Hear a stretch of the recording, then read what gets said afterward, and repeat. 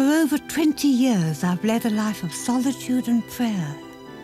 Now, for the first time in my life, I'm going to Europe.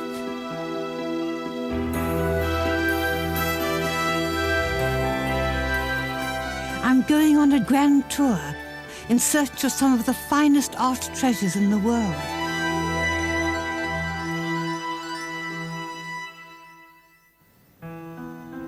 In Berlin, the old and new sit tensely side by side. Perhaps Berlin will always feel like two cities, to me, almost schizophrenic. It's a modern metropolis, and yet everywhere are symbols of the Prussian Empire. Since World War II, Berlin's historic art collection has been kept safe, tucked away in a leafy suburb. I find it oddly fitting that the old Master Gallery, the Gemalde, should be housed in a modern building with a traditional interior. This is where you can see German art at its best, Holbein, Cranach, and above all the great Dürer. They are all vigorously expressive, and yet so uncannily controlled. I want to begin with the work of a weird artist who was not only frightened of women, but fascinated by witchcraft. His name was Hans Boldung, and this is his depiction of a great tragedy, Pyramus and Thisbe.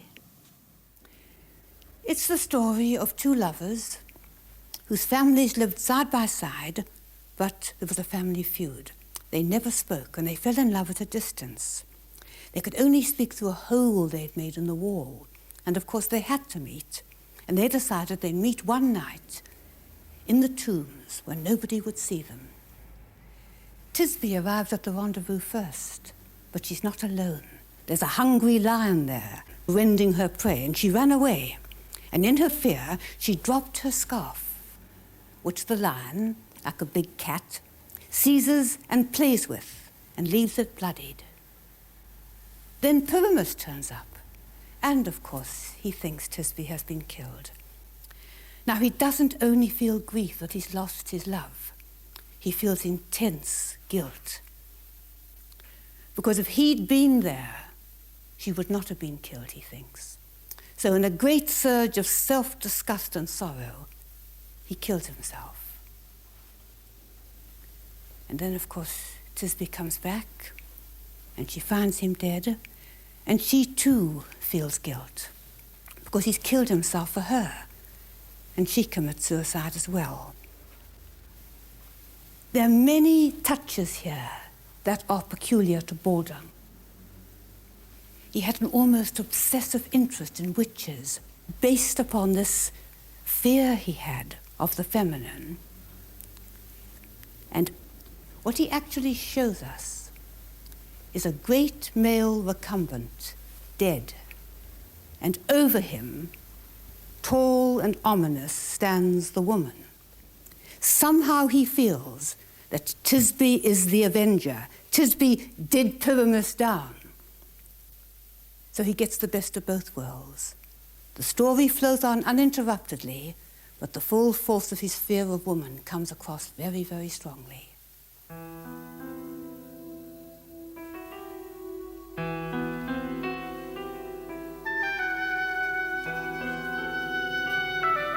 Saintly bishops are portrayed in art with great piety and dignity. Of course, they're men.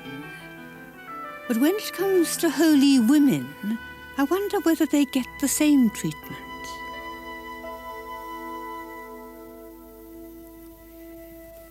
These are two magnificent panels of saints by a little-known artist called Hans Berkmeyer. And I'm glad they're no longer in a church, because I must admit they make me laugh. Now, there's nothing funny about their actual stories. The one on the left is St. Ulrich. He holds a fish because it was said that once he gave a messenger a piece of meat. And the messenger, realizing that St. Ulrich had forgotten, it was a day when meat was forbidden in the church, went off immediately to complain about him. And as he self-righteously, nasty man, brought forth the meat, lo and behold, it turned into a fish. So Ulrich holds a fish. St. Barbara is a very serious story. She was shut up in a tower by her father. You can see the tower at the back, and that's her emblem, because he did not want her to be a Christian. But she became a Christian, and he had her beheaded. And as her head was struck off, there was a great bolt of lightning, and her father was killed by it. And so she's the patron saint of the artillery.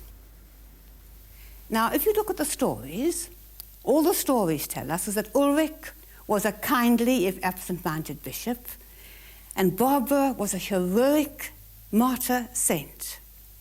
But look what Birkmayer has done with them. Ulrich is clearly a saint. He's wearing his bishop's garments. He has a noble face. His eyes are sunk with penitence and prayer. He's looking beseechingly up to heaven. He's believable. And look at the female saint, Barbara.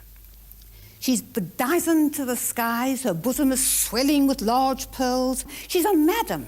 She's a hussy. Look at her face, the upper-class hauteur with which she looks down on us, the small, prim, nasty little mouth. She's not an appealing character. Now, why? Why should the man be clearly a saint and the woman be not? Can it be that Birkmayer is a sexist?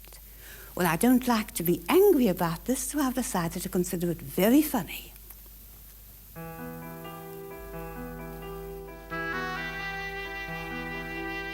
Fortunately, not all German artists are so insensitive. Some show genuine compassion and understanding of the world around them. Altdorfer was one such artist, and here he uses a fairy tale setting to tell a moral story. This is a strange little picture, dominated by that extraordinary castle, a dream castle, a castle gone berserk, which is added in its strangeness if you think that Altdorfer was in fact an architect. That huge building, and there are two people in it, an aristocrat standing on the steps, holding aloft the golden goblet of welcome, and another aristocrat slouched on the balustrade, watching with bemusement as this extraordinarily overdressed couple sweep up towards him.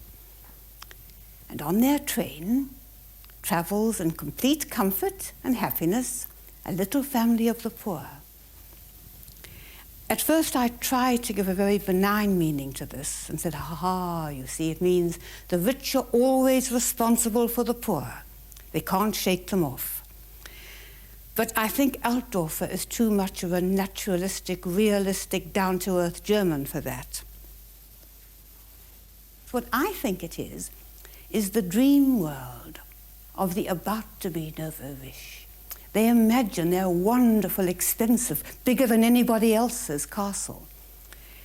And they imagine an aristocrat welcoming them with a golden cup. And then imagination begins to falter because they don't know how this world works. The only thing they do know is the world they've come from. And the fact that this lovely dream world, this fairy tale world, has this touch of family ties still matter, makes the whole picture to me so much more real, so multi-layered in its beauty. It's not just a fairy tale, it's a fairy tale with its feet very firmly on the ground.